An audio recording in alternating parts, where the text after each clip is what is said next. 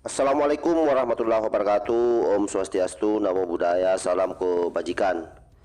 Sahabat-sahabat Langit Sembilan yang saya hormati dimanapun juga berada, ada tulisan terbaru dari Kiai Imaduddin Usman Al-Bantani yang membantah tulisan dari atau pernyataan dari Gus Rumail Abbas atau Habib Rumail Abbas atau Bung Rumail Abbas.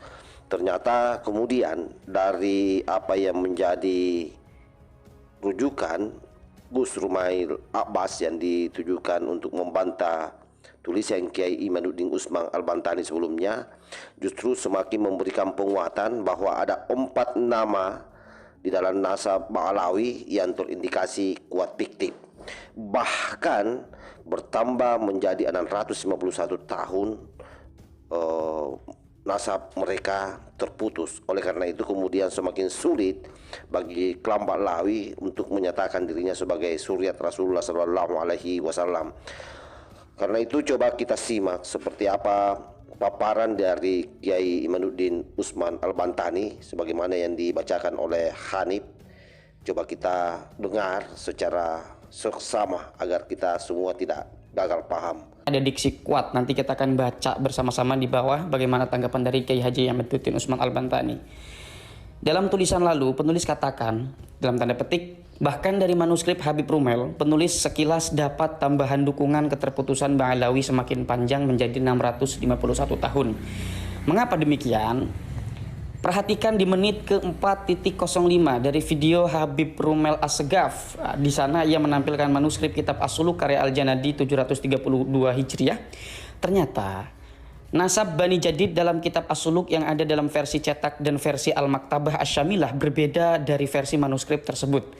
Dalam versi cetak kitab As-Suluk dari Maktabah Al-Irsyad di kota Son'a tahun 1416 Hijriah yang ditahqiq oleh Al-Aqwa Al-Hiwali, nasab Bani Jadid adalah seperti ini. Nomor 1 ada Abul Hasan Ali, yaitu Ali kedua, bin Muhammad kedua, bin Ahmad kedua, bin Hadid bin Ali pertama. Kemudian ada Muhammad Muhammad pertama, bin Hadid pertama, bin Abdullah, bin Ahmad bin Isa. Dari Abdul Hasan Ali sampai nama Ahmad terdiri dari 9 nama. Dalam manuskrip B, dari versi cetak kitab As-Suluk tersebut, sebagaimana disebut dalam footnote halaman 135, disebutkan nasab Bani Jadid seperti ini. Ada Abu Hasan Ali, bin Muhammad, bin Ahmad, bin Hadid, bin Ahmad, bin Isa. Artinya ada perbedaan dari silsilah atas dan silsilah bawah ini, teman-teman. Ada kejanggalan di sana. Mari kita runut pembahasan atau lanjut kita baca di bawah ya. Dalam manuskrip kitab As-Suluk yang ditampilkan HRA, Habib Rumail As-Segaf berbeda lagi. Nasab Bani Jadid seperti ini. Abdul Hasan Ali bin Muhammad bin Ahmad bin Hadid bin Abdullah bin Ahmad bin Isa. Dari Abdul Hasan Ali sampai Ahmad terdiri dari 6 nama itu. Dari 3 versi nasab Bani Jadid tersebut yang konsisten adalah Abdul Hasan Ali berayah Muhammad, yaitu Muhammad berayah Ahmad, dan yaitu Ahmad berayah Hadid. Yang tidak konsisten adalah Hadid. Dalam versi cetak disebut ada dua Hadid, yaitu Hadid 1 berayah Abdullah, Hadid 2 berayah Ali. Lalu dalam manuskrip B, Hadid hanya 1, ia berayah Ahmad bin Isa. Dan dalam manuskrip Habib Rumail As-Segaf, Hadid berayah Abdullah dan tidak ada Hadid kedua. Nah ini yang kemudian menjadi persoalan. Mari kita runut lagi, teman-teman. Dari uraian tersebut, kita mengetahui betapa bermasalahnya nasab Bani Jadid tersebut. Bagaimana ia akan menjadi tenaga ketersambungan nasab Ba'alawi Ubaidillah, sedangkan dirinya sendiri tergeletak dalam ruang pentahriran yang membahayakan keutuhannya. Dari ketiga versi itu, hanya versi cetaklah yang secara kesesuaian tahun dalam ilmu nasab bisa menjadi logis. Karena tokoh historis Abdul Hasan Ali bin Muhammad ditulis oleh Al-Janadi dalam tempat lain dalam kitabnya dengan tahun wafat 620 Hijriah. Sedangkan Ahmad bin Isa diketahui dari berbagai sumber wafat tahun 345 Hijriah. Maka jarak waktu antara Abdul Hasan Ali dan Ahmad bin Isa adalah 275 tahun. Jarak itu membutuhkan kurang lebih 9 nama. Pas sekali atau tepat sekali kita lihat nama-nama dalam versi cetak itu dari Abdul Hasan Ali sampai Ahmad bin Isa ada 9 nama. Nah, pertanyaan kemudian, lalu apakah nama-nama ini betul tokoh historis? Menurut penulis, Tokoh historis dari 9 nama dalam versi cetak itu yang merupakan tokoh historis hanyalah 5 nama, yaitu Abu Hasan Ali, Muhammad, Ahmad, Hadid, dan Ahmad bin Isa. Sedangkan yang lainnya hanyalah pelengkap untuk menyesuaikan dengan tahun Ahmad bin Isa. Nama-nama fiktif ahistoris, artinya ahistoris itu yang tidak historis, adalah 4 nama, yaitu Ali pertama, Muhammad pertama, Hadid pertama, dan Abdullah. 4 nama ini fiktif disebutkan hanya sebagai syarat lengkap kesesuaian tahun. Ini juga yang kemudian Kiai Haji Madudin Usman Al-Bantani mengatakan bahwasanya Abdullah itu adalah cangkokan ya. Dari mana kita mengetahui 4 nama ini fiktif? Kita mengetahuinya dari manuskrip B yang tidak menyebutkan 4 nama tersebut, dan juga diperkuat oleh manuskrip HRA atau Habib Rumel As-Segaf yang tidak menyebutkan 3 nama, yaitu Ali pertama, Muhammad pertama, dan Hadid pertama. Kenapa penulis yakin bahwa 4 nama itu fiktif? Penulis meyakininya selain dari manuskrip B dan manuskrip HRB atau Habib Rumel As-Segaf tersebut, dari manuskrip Sunan Turmuzi yang di dalamnya memuat ijazah untuk Muhammad bin Abdul Hasan Ali yang hanya menyambungkan sampai jilid kedua dan tidak menyambungkan sampai Abdullah bin Ahmad bin Isa. Nah, kemudian ada dugaan kronologis penambahan 4 nama fiktif. Ini bagi subjudul ya di bagian lain. Untuk menyambungkan Abdul Hasan Ali sebagai keturunan Nabi Muhammad SAW, pertama dituliskan Abdul Hasan Ali bin Muhammad bin Ahmad bin Hadid Ahmad bin Isa. Jadi pertama kali tidak ada nama Abdullah sama sekali. Hadid kedua langsung berayah Ahmad bin Isa. Silakan itu bisa dilihat di manuskrip B versi cetak kitab As-Suluk sebagaimana disebut dalam footnote halaman 135.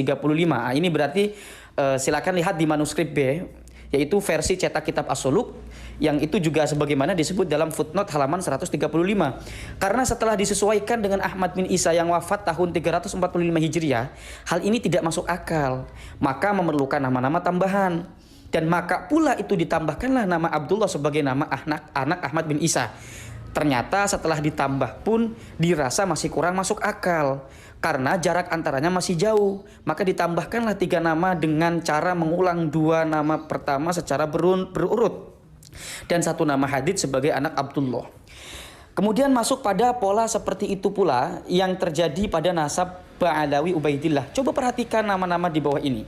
Pertama ada Muhammad, yaitu Faqih Al-Muqaddam, Ali bin Muhammad Sahib Mirbat bin Ali Khali Qasam bin Alwi bin Ali bin Muhammad bin Alwi pertama bin Ubaidillah.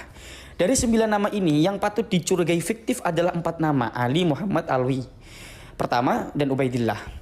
Untuk menyesuaikan tahun sampai Ahmad bin Isa, dari Alwi kedua diperlukan 4 nama. Maka ditambahkanlah nama-nama yang sama dari nama-nama sebelumnya. Polanya sama dengan penambahan nama-nama dalam nasab Bani Jadid. Dari ini semua, maka penulis menyatakan dalam tulisan sebelumnya bahwa keterputusan nasab Ba'alawi semakin panjang, dan bantuan manuskrip dari Habib Rumel Abbas yaitu menjadi 651 tahun. Dari mana angka itu? Angka itu adalah angka minimal yang penulis sebut, yaitu dengan menggugurkan kitab As-Suluk sebagai hujjah dikarenakan problematika periwayatan manuskrip yang berbeda isi antara yang satu dengan yang lainnya. Oh, ini kita baru temukan kesimpulan tentang mengapa Kiai Haji Madudin Usman Al-Bantani menganggap keterputusan nasab Ba'alawi selama 651 tahun itu dengan menggugurkan kitab As-Suluk yang sebelumnya kan itu dibahas pernah oleh Kiai Haji Madudin tentang Abdullah. Diuraikan bahwasanya Abdullah di situ bukanlah Ubaidillah. Tapi karena kitab As-Suluk ini tidak digunakan atau digugurkan, menjadi panjanglah nasab Ubaidillah ini selama 651 tahun. Jika ada yang mengatakan, tetapi kitab setelahnya meriwayatkan nasab Bani Jadid sebagaimana As-Suluk, itu menunjukkan bahwa As-Suluk dapat dijadikan hujjah karena adanya periwayatan yang sama dengan kitab setelahnya. Maka di sini penulis menjawab. Artinya Kiai Haji Madudin Usman Al-Bantani di sini memberi jawaban. Adanya susunan nasab yang sama dari Bani Jadid dalam kitab-kitab setelah As-Suluk menunjukkan kemungkinan besar kitab-kitab tersebut mengutip dari As-Suluk dari salah satu versi periwayatan yang mungkin telah ditambahi penyalin. Nah, ini berarti sudah wilayah interpretasi ya. Artinya di sini Kiai Haji Madudin Usman Al-Bantani tidak mempercayai kitab yang sudah ditahqiq itu. Diragukan lah begitu statusnya. Kenapa? Karena terjadi silang riwayat, banyak riwayat sekali yang janggal begitu ya. Ketika As-Suluk gugur sebagai hujjah, maka kitab Habib Ali As-Sakron yaitu kitab Al-Burqatul Musyiqah yang menyebut keluarga Ba'alawi Ubaidillah pun gugur karena kitab Al-Burqah berpatokan dalam menyambungkan nasab Ba'alawi Ubaidillah dengan kitab As-Suluk tersebut. Nah, ini Ketika kitab Al-Janadi gugur, secara otomatis kitab Habib Ali As-Sakron Al-Burqatul Musyiqah pun gugur. Kenapa? Karena kitab Al-Burqatul Musyiqah itu menyimpulkan Abdullah sebagai Ubaidillah, itu dihasilkan atau diinterpretasikan dari kitab As-Suluk Al-Janadi. Begitu. Kemudian setelah As-Suluk dan Al-Burqah gugur, penulis kembali pada kitab Tuhfatul Thalib karya As-Samarqandi yang wafat 996 Hijriah yang menyebut nama lazim dari keluarga Ba'alawi, Ubaidillah seperti Alwi dan sebagainya. Jadi keterputusan itu bertambah menjadi 651 tahun. Demikianlah rumit dan sulitnya nasab Ba'alawi tersambung kepada Nabi Muhammad SAW, karena memang sebelumnya Kiai Haji Imaduddin Usman Al-Bantani sebelum dibantah oleh Gus Rumel, sebelum dibantah oleh Habib Rumel, sebelum dibantah oleh banyak sekali para pembantah, sebetulnya Kiai Haji Imaduddin Usman Al-Bantani sudah mengatakan bahwasanya sulit sekali untuk menyambungkan nasab Ba'alawi. Nah, di sini kita juga harus adil. Ada sikap sebetulnya dari Kiai Haji Imaduddin Usman Al-Bantani yang ingin sebetulnya menghubungkan nasab tersebut.